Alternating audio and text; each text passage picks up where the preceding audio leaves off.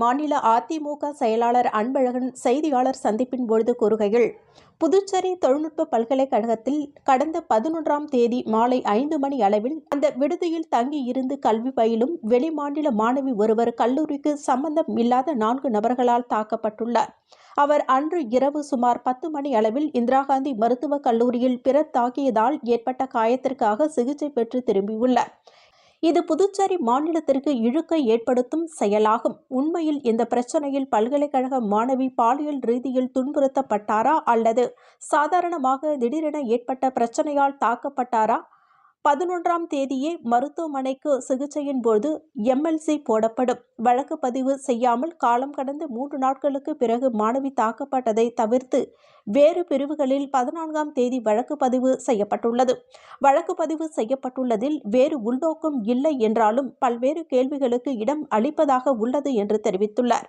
ஆகவே முதலமைச்சர் இந்த பிரச்சனையில் உடனே தலையிட்டு ஒரு பெண் IPS அதிகாரி உள்ளடங்கிய நீதிபதி தலைமையில் நீதி விசாரணைக்கு உத்தரவிட வேண்டும் என்று அதிமுக மாநில செயலாளர் அன்பழகன் வலியுறுத்தியுள்ளார். அடிப்பட்ட ஹாஸ்பிட்டல் போகும்போது அதுக்குரிய ட்ரீட்மெண்ட் அந்த நிர்வாகம் இருக்குது, மருத்துவ நிர்வாகம் இருக்குது. அப்போ அங்கே வந்து ஒரு 4 பேர் என்ன அடிச்சிட்டாங்கன்னு சொல்கிறாங்க. எப்படி அடிச்சாங்கன்னு சொல்லலை, ஏன் அடித்தாங்க என்ன அடிச்சாங்கலாம் நமக்கு தெரியாது.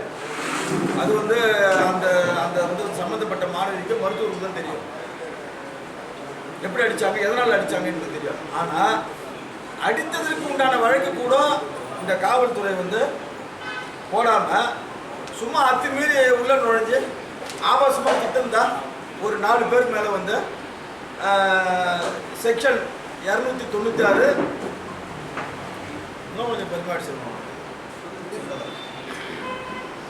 296 within bracket B 329 within bracket 3 2 with 3 within bracket 5 BNS act 2023 படி இது வந்து சாதாரணமாக சொல்லணும் ஒரு பெட்டி கேஸ், ஒரு 50 ரூபா ஃபைன் கட்டுற கேஸ்.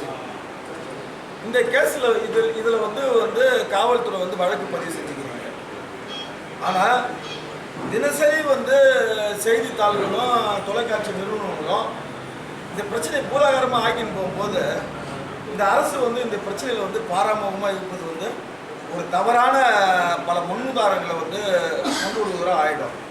எனவே வந்து மாண்பு முதலமைச்சர் அவர்கள் வந்து இந்த பிரச்சனையில் புதுச்சேரி தொழில்நுட்ப பல்கலைக்கழகத்தின் பாதுகாப்பு, வெளிநபர்களுடைய தினசரி அத்துமீறிய செயல்கள், பல்கலைக்கழக மாணவி எந்த பிரச்சனைக்காக தாக்கப்பட்டார், இந்த தாக்குதல் சம்பந்தமாக இந்த வந்து தாக்குதல் யதார்த்தமாக நடந்ததா அல்லது பாலியல் ரீதியான துன்புறுத்தலின் போது இந்த தாக்குதல் நடந்ததா, பல்கலைக்கழகத்தினுடைய நிர்வாகத்துக்கு தெரிந்த பிறகு நிர்வாகம் எடுத்த நடவடிக்கை என்ன, ஏதாவது ஏன் வந்து அந்த வந்து நிர்வாகம் வந்து உடனடியாக காவல்துறைக்கு புகார் அளிக்கவில்லை. அதே போன்று வந்து பல்கலைக்கழக மாணவி தற்போது அந்த பிள்ளை வந்து பாதுகாப்பாக இருக்குதா இல்லை அந்த மாணவி வந்து வேற யாருன்னா அரசியல்வாதிகள் மிரட்டுறாங்களா இல்லை அவங்களுக்கு வந்து மிரட்டல் துன்புறுத்தல் இருக்கு என்பது போன்றோம்.